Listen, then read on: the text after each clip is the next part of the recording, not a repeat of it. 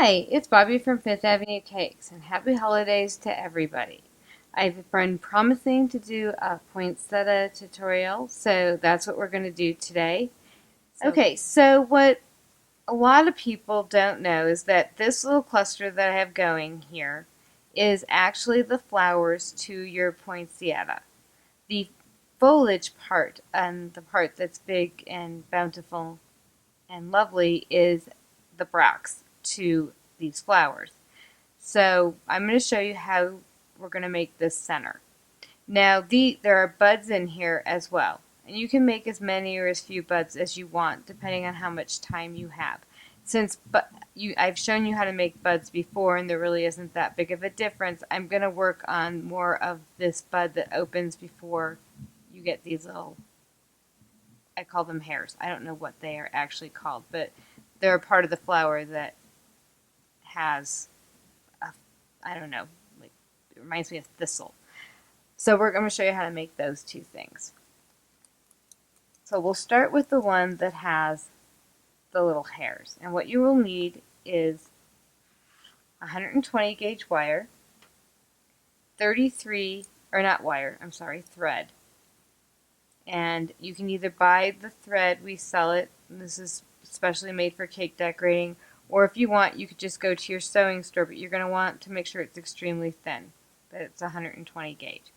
And then you're just going to make a hook on your 33 gauge wire. You can also use 35 gauge wire if you have it. I want to make that hook just a tad bit bigger so that we have enough room, and you'll see why. Don't go too big.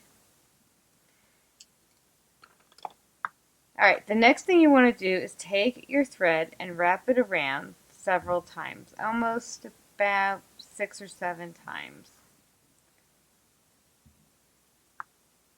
So you get a nice size. Don't cut off your circulation. And then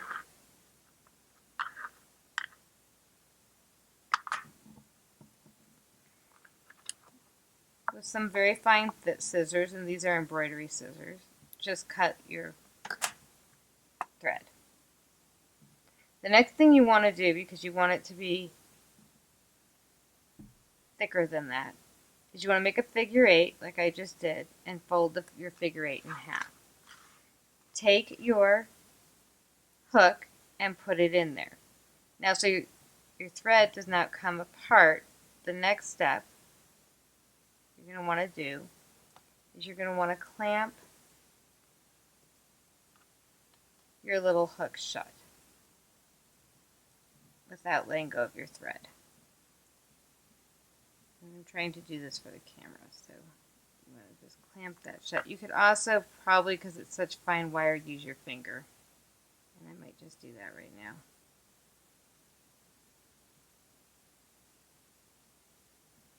Alright, so once you get it shut, and I wasn't using the right type of clamp. You want to use this type of clamp. I was using needle nose pliers. You want to take either quarter width or half width, and since right now by me I have half width Nile green tape, floral tape. Remember to activate your tape so it's sticky. You want to start your tape high up on your thread, and that is so it will stay on. If you go and cut that thread prior to this part where you're taping it, you will find you have difficulties. So you want to tape the thread and then tape down your wire. And then work your tape down your wire, pulling it taut. So I've got that tape covering up my thread. You don't need to tape the entire wire because we're going to be putting it onto that center.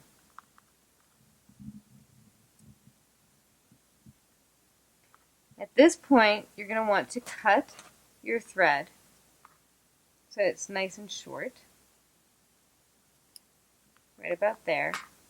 And because that tape is there, your thread is staying nicely together. You're going to bring in just some regular egg white and a brush. Now, the easiest way I have found to get the egg white so that it's completely coated on my thread is I brush it right onto my surface. Now when you go to do your gum paste, you're obviously going to want to make sure to wipe this up or you will have shellacked your gum paste and you won't be able to color it. So give it a nice coating, and then you're going to dip it in something called Sugartex. And it's very fine granulated sugar. This color is mimosa. You could, if you don't have it in your home, use very fine sugar, color it, let it dry, and then use it. So now we have our little center part done. If you just dip your thread in the egg white, you won't get that great thick coating that I just got. And then you're going to want to take some lightly colored or pale colored green paste, and I've used some vine green for this. And you want a fairly small ball for this.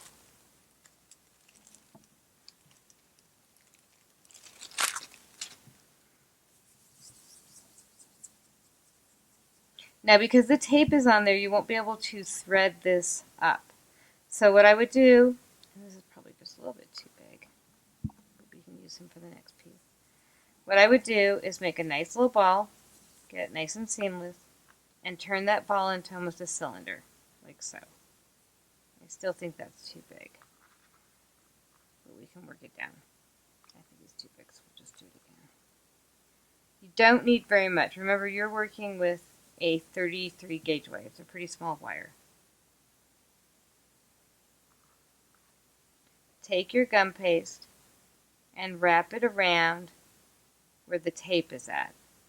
So the little hairs that you just made are still showing. And work that gum paste in. Now if some of your Sugartex comes out, that's no big deal. Don't worry about it. What you're looking for is a nice seamless little cap. I've got way too much on here. So just take that off like so. And we'll just keep working it down the wire. If it gets over your thing,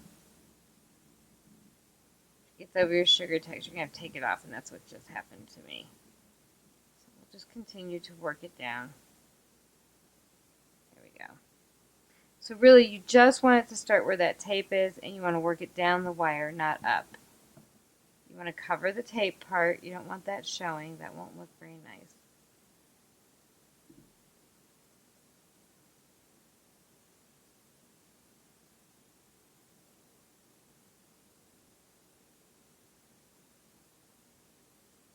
Okay, so we have one center part done. The next part that you want to do are those little yellow,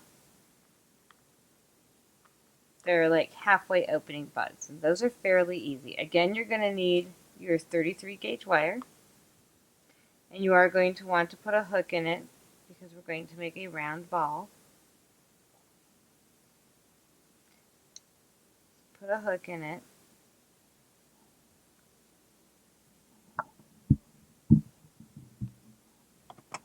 And for good measure, I like to heat it up. That way I know it'll fuse to my center, especially if I'm going to be using it right away.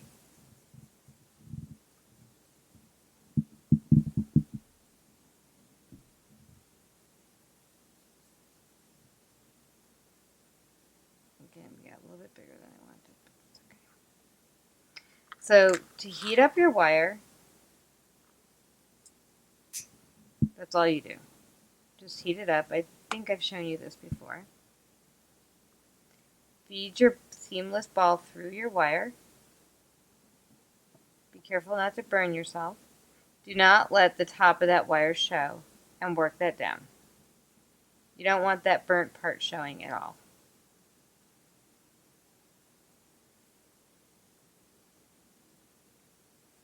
work it down so it looks like it's going straight out from your wire. And then to give the little indentation, take a Dresden tool and make your indentation. And then pinch it tight and smooth out your gum paste again.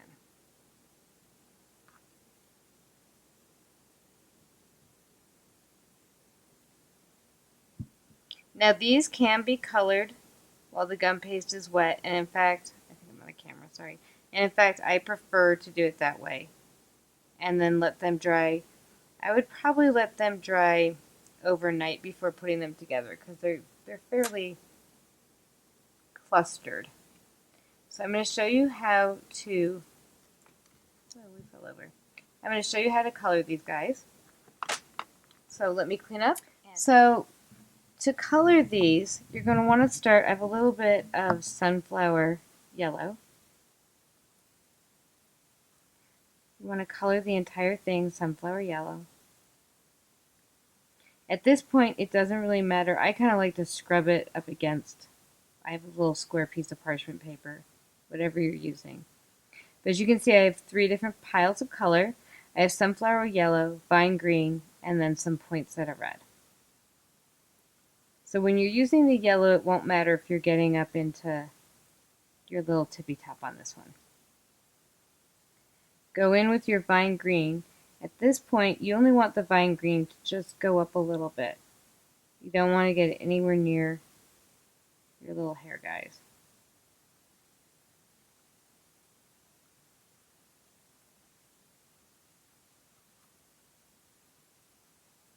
And the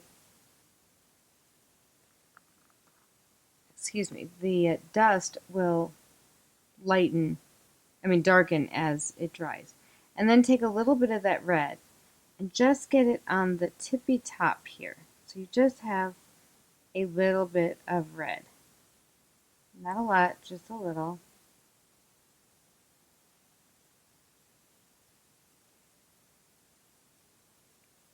And he's done, so we'll put him over there to dry. For the other part of the center,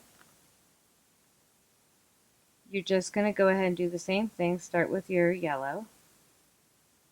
And this is the exact same color whether your poinsettias are going to be winter white, red, or you're going to go all green, or a mixture or combination of both when they're changing colors. The centers are all the same color. And the same thing with the bud. I added a little bit of red to the top of my bud, but that was about it. Make sure you get in here, this indentation. And that's all you have to do. You can add a little bit of the vine green down here towards the bottom so it all meets up. Now to add it to your center, let me just get rid of this real quick. So we're going to go ahead and we're going to add it to our centers that I already have had made. The way you're going to add these together is you want to take 2 or 3 at a time. Some of these have 2 in here, and I have some that have already been drying overnight so I could show you.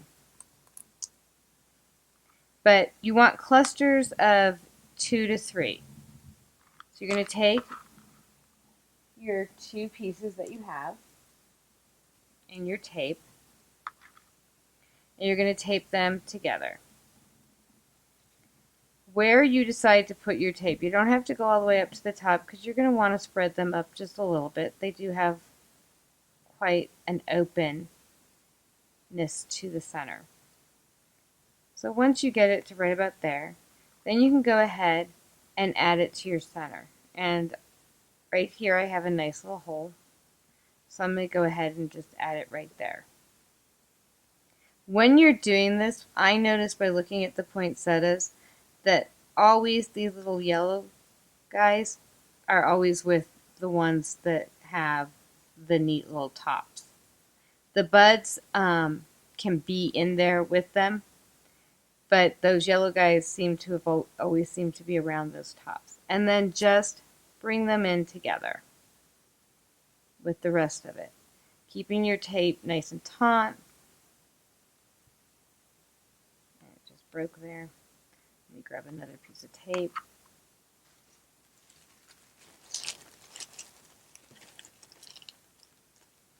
Since the center isn't the handle, I'm going to call it, of the center, isn't really going to show, you don't need to put any of your petal dust on there. If it was going to show, I would tell you to petal dust it with some foliage green. But since it's not going to show, it isn't going to matter. Once you're at your bottom, you're going to take your clippers, your wire clippers, and cut at the bottom. And I can see there's a little bit of my wire showing that's not at the bottom, so let me just wrap that around a little bit tighter.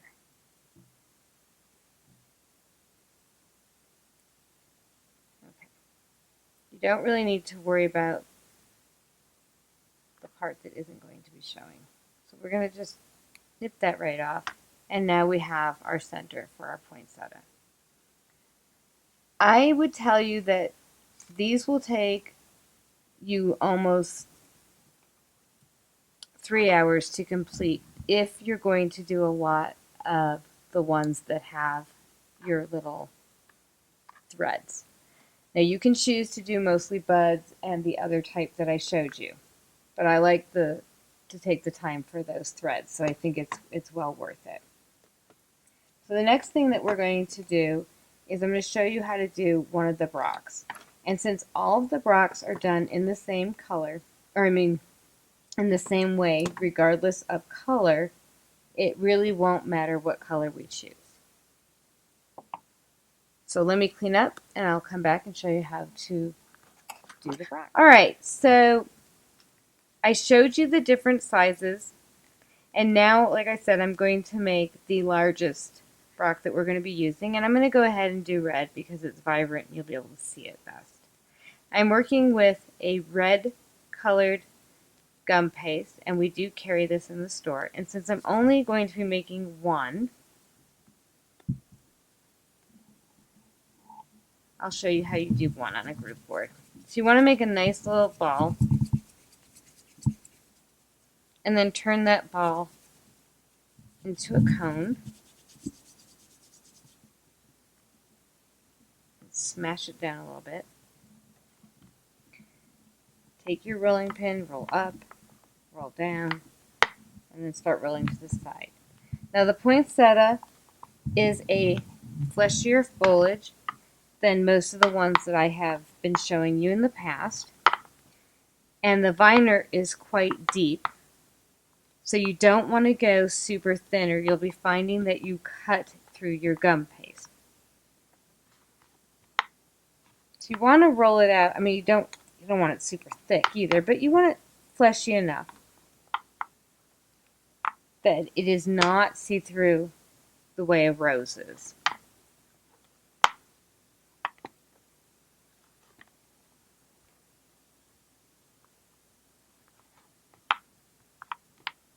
And also so that when you go to cut it, it cuts nice. And I really do like working with this gum paste because it tends to, first of all, be extremely easy to work with, which is nice. But it also stays moist longer than most. So usually the next day, I can still like bend it if I find that it was laying in its foam pad and it bended incorrectly or it was forward or I didn't like it. I can usually fix it, which is always nice.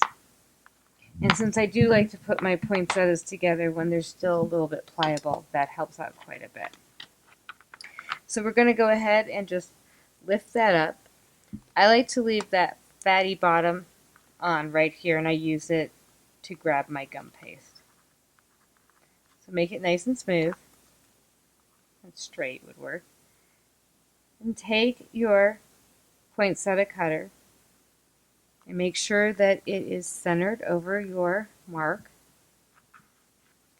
And then just pull your paste off. Now, I have been using this poinsettia cutter all day. So I'm going to pick it up and use my hand rather than scrape it against this workboard, because I'm afraid I might wrinkle my lovely cut poinsettia. So I'm just going to pick it up, and I'm going to use my fingers to make sure that I get a nice smooth texture. And I don't have any fraying going on. And then I find the easiest way to get it out without any damage is to just take a regular head pin and get it to a point where it will nicely fall for me. Perfect. Then take your foam pad and feed your wire in. Now I think I might have accidentally had said that I was working with a 26 gauge. I only went up to a 28 gauge on this entire poinsettia that I showed you, so this is actually a 28 gauge. I believe a wire is a personal preference. Unless you're working like with the really small ones, you are going to want to stay with your higher gauge wires because they're much finer. You wouldn't want to use a nice thick wire in there because it would go through. But when you get to the bigger ones, you'll know what works best for you. Once you get your wire fed through, just use your ball tool gently. We're not trying to add any movement, we're just smoothing out our poinsettia. And we're going to take our viners. And I have two sets of viners. I have this super large one, and then I have a smaller one for when I'm working with the smaller flowers. They come as small as the one that I showed you, but I don't think it's necessary.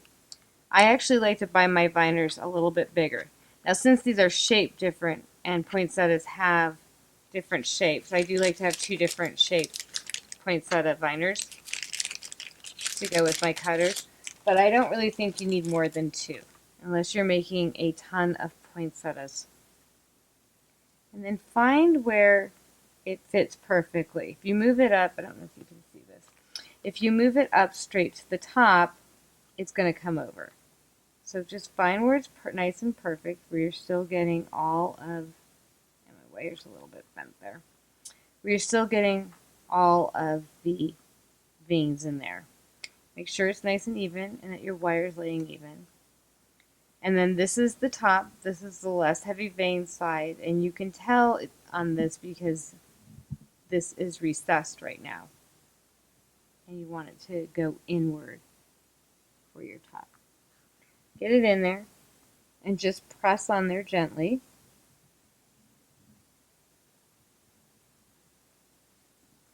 Get it nice and veined, and it is. And then you're going to gently, bringing this back in, remove it.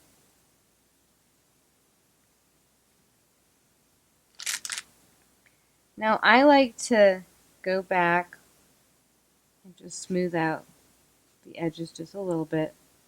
A poinsettia doesn't have a lot of movement. Sometimes I'll put it in the palm of my hand and I'll pick a part that I just want it to curl upward, but not too much. And then from the back, you want to pinch your center vine all the way up. Like I said, this is a very wet gum paste. So once you get it where you want it to be, then you're going to put it on your foam pad. And I'll usually add in a little bit of a curl to my poinsettia, like so.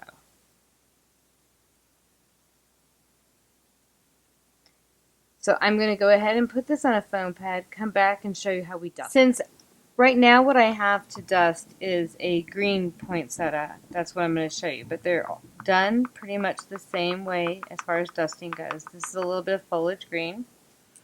I have my poinsettia red still on there. Just a little bit of aubergine. I always use aubergine when I'm using foliage. I just love the look that it gives. Not a lot, just a little. And yes, I am using a ribbon inserter that I'm wiping with a paper towel to get my dust out. I just find it's easier and cleaner. I'm sorry for my hand. Let me just close everything up. So those are the two colors, and then we're going to paint in the vines. So again, I'm going to lay my leaf down, and I'm going to start with my foliage green. And I've used to make this dust, or this, this gum paste for my green poinsettia. I did make the green myself using the same brand of gum paste that I used. But green is much easier to make than the red is. The red just, you would need so much pigment. But all I did for this one was I used a little bit of spruce green mixed with a little bit of vine green to get this nice pale color. I can see that I have a little extra dust in the center there that I don't want it to make a clump, so I'm going to use my blower to get rid of it. And I think I've shown you that trick before, but I'll show it to you again. When you use your blower, you obviously don't want to blow away all your dust. So I'll generally move it over and blow it out. If you didn't see it, I'll show it to you over here. You just want to blow it out.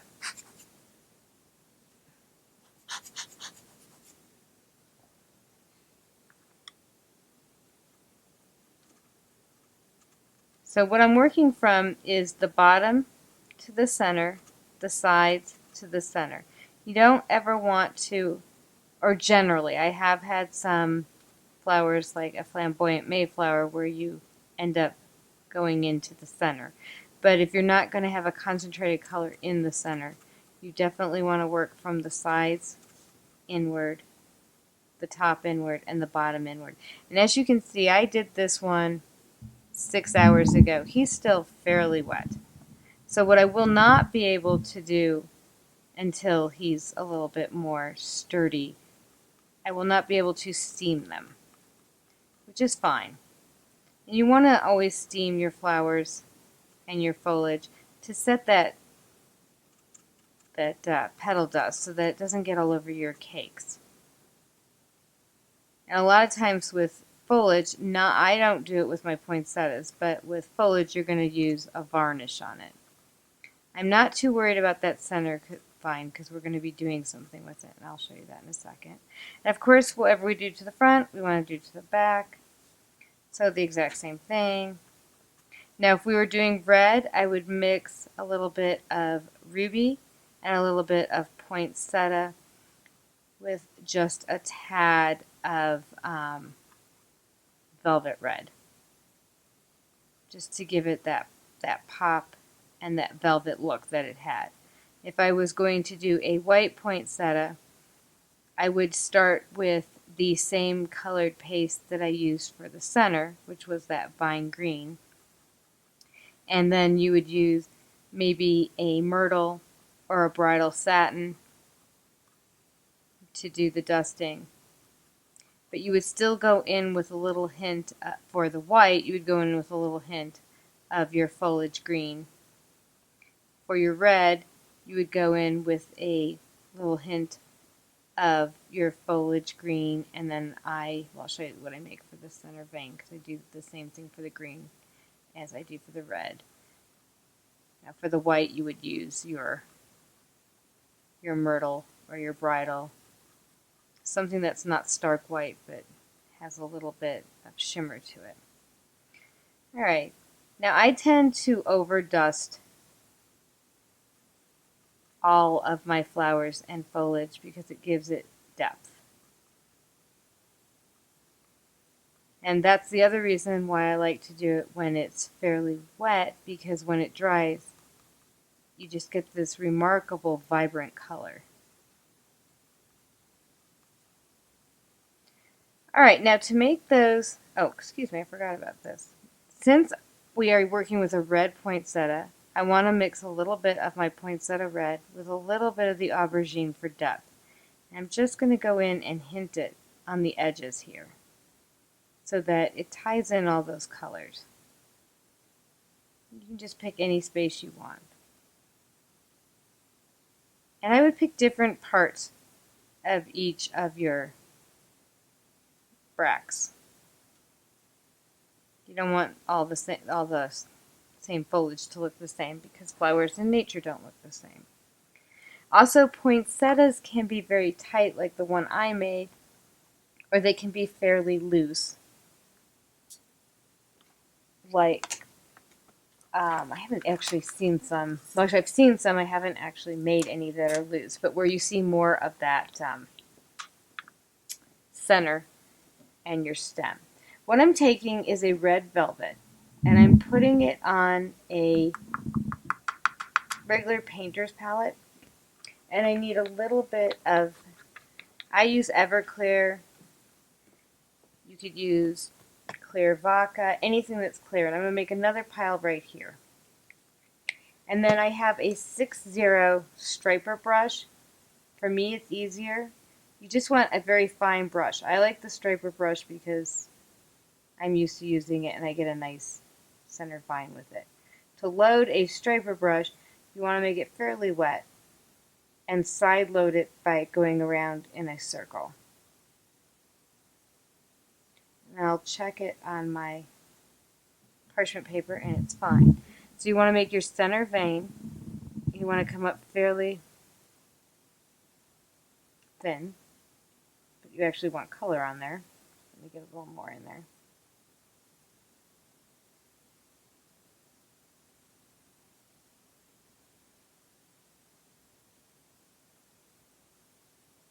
I would not use water. You won't get a good effect and you will also melt your flower paste, and that would be bad.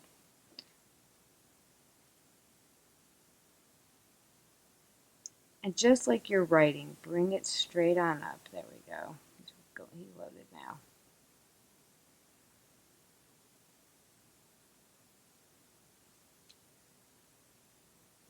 Bring it straight on up to the top. Just like so. I've got my hand in the dust over there. And then just follow the veins that are already there for you, so you don't really have to guess.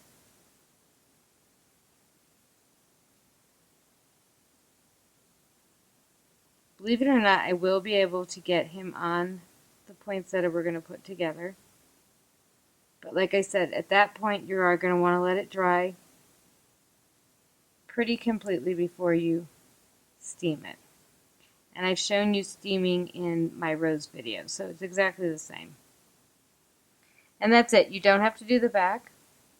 If you need to, because he was fairly wet, you can go ahead and reposition him how you want him to go. Give him a nice little look. Let me clean up this mess and we will put our poinsettia together. Alright, so let's go ahead and put this poinsettia together. So we're going to take our center and we're going to start with our little guys. And I like to get my tape just started a little bit. Okay. So we're going to take our little guys. We're going to bend him. You want to just wrap them around and fill in space. So we're going to work up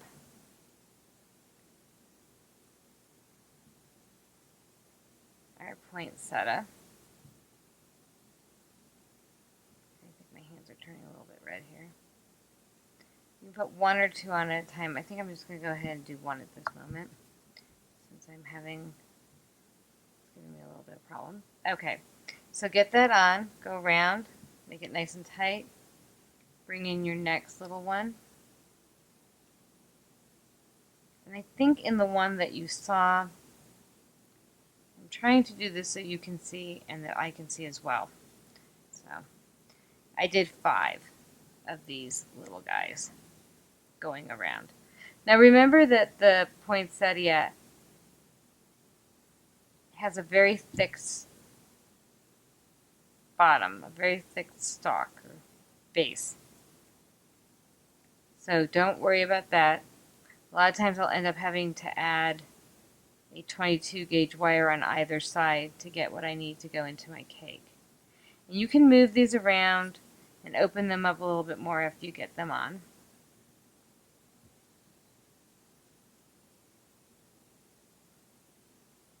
Remember, they're on wires, so you can bend them when you're putting them in, so you can get them exactly where you want them. Now we are going to be coloring our tape too, with a little bit of the foliage green and the red so that it matches. I think we've moved up a size. Let me grab one of him.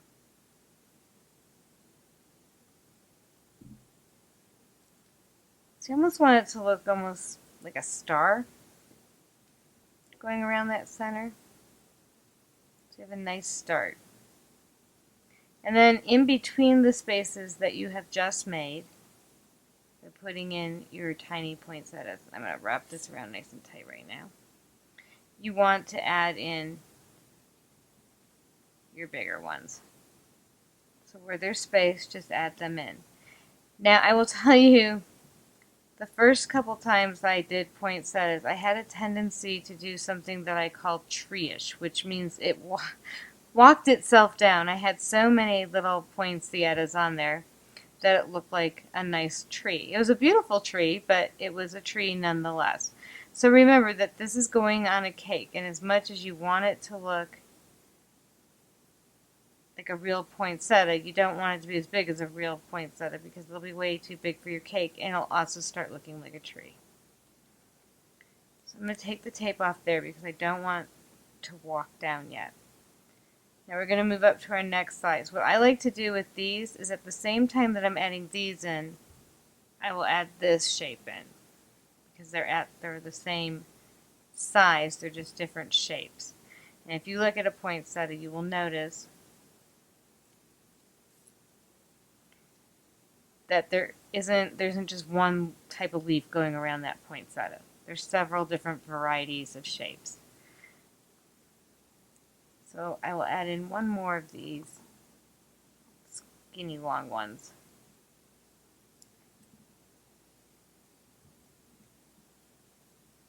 And make sure you stay centered. These little teeny wires, especially these 33 gauge, they like to move on you. That's why I say if you can only work with one wire at a time, it's better to just go slow and work with that one wire than have it slipping around on you.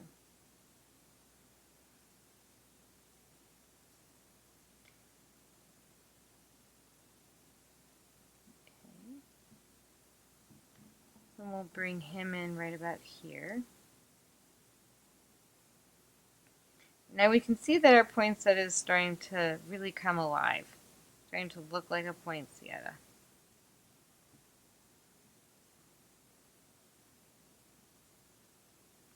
I made way more bracts than I needed, but I always make extra for breakage. I never know for sure how many I'm going to be putting on my cake, so it's okay to make some extra ones. You can also, if you find that for whatever reason you end up with not as much as you needed, like I said, there are more looser poinsettias out there, and you just can make that variety of poinsettia if you want to. I tend to like the tighter ones, maybe because those are the ones I always have in my home during Christmas time. But both are beautiful. And nobody's going to know. Nobody's going to say, oh my God, you don't have enough. Oh my gosh, excuse me. You don't have enough bracts on your poinsettia. I'm going to tighten that one a little bit. He's moving on me too much. Get him going around. And this is an individual choice, how you want this to sit and lay. If you like a specific shape better than another one, you can put more of that shape on. You do, though, want to end with this shape. It's very important that the bottom, they're all this shape. I've never seen a poinsettia that didn't have that particular shape when you got to the bottom of it. If you have, I would love to see a picture. Okay. So I'll put another one of these in. And every once in a while, just look and see, where do I need another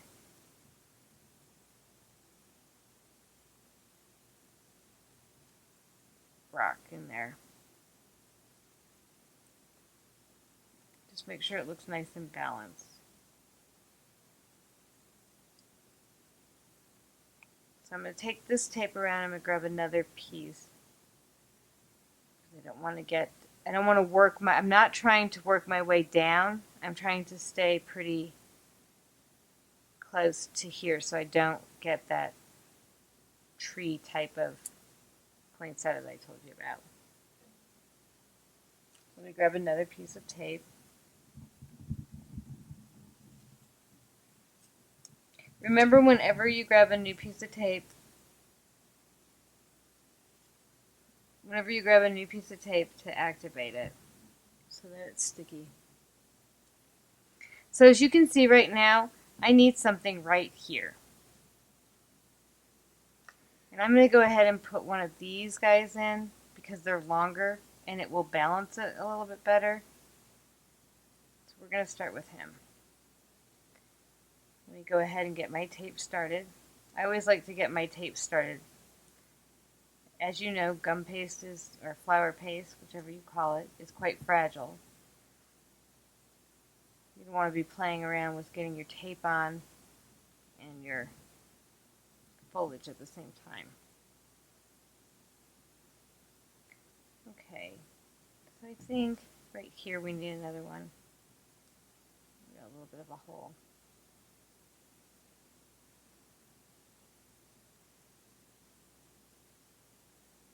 So just take a look, make sure that that's exactly how you want it. Like I said, they are on wires so that if it slips a smidge, you can move it. If it really slips, you're not going to be able to. You're going to have to untape. Which, if you were here for the very, very first poinsettia I had ever done, untaping was a huge part of my evening. I was so excited that I had this beautiful big, like I said, poinsettia, and showed it to my daughter and husband, and they were like, "You made a lovely red tree." So that's the one thing you just want to look out for. So we'll put one more of these medium sizes on. And as you can see, that looks like a nice small poinsettia. You could leave that just like that if you wanted to. As long as you ended, like I said, with the more foliage shape. And I'm going to go ahead and put some of these guys in. I also have some of these half sizes that I want to put in. Mostly because I realized I thought I went crazy with all the other sizes and realized that with these red ones I didn't make enough. So I made some of these half ones instead. But once you get them on, you can't tell the difference. So. Okay, so that's the last of the red that I'm going to put on. Like I said, I like to put just 2 of my green on. And I've noticed that the wire is showing on this one, so let me pull him down just a smidge. So I don't have my tape tight. I can do that. That's the other thing. Look underneath and make sure that your wires are not showing. I don't like to pre-wire or pre-tape my wires because it tends to get a little bit bulky. So these green ones are still fairly wet. So I'm going to put them on and then shape them how I want them to be, which is fine. That's generally how I like to work. And I want to make sure that's where I want it. And I do. And then I'll put my other green one almost across from it. And this is actually the green one we just did together. So like I said, at this point, you would not be able to steam it. I'm going to take a little bit more tape and work my way down and then show you how to end this poinsettia off. And then you can make a nice little spray for your cake top or the side of your cake.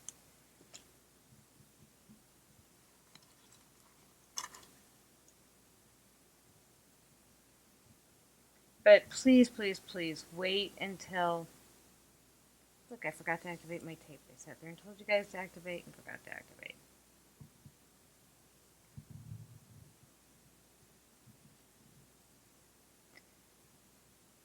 When you're working your tape down, you want to make sure that none of the wires show. It's nice and tight and you don't have any like curling or snagging. You want it to look natural. And when you dust it, it'll look wonderful. No one will know it's not a real poinsettia. Except it's not poisonous and you can put it on a cake without worrying about your guests getting violently ill. As you know, poinsettias, most of the Christmas foliage, mistletoe, poinsettias, holly berries, holly leaves, are all very, very poisonous. Okay, so now that we have him down, and I'm going to be using a poly straw to put him into my cake, so I'm not too worried about covering a cap on those wires. But I do want it to look nice and be even. So once you get here, as you can see, I have just 2 little wires sticking out, and I obviously have more than 2 little wires in there. So you want to cut that bottom off without taking out anybody's head. And there is your poinsettia. I have quite a few leaves left over. I can save those for next year, or if I make another poinsettia. I'm going to shape up this green, make it look nice. Make sure there's nothing I don't need to open in here.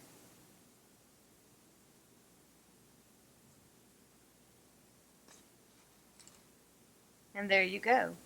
We have 2 beautiful poinsettia flowers.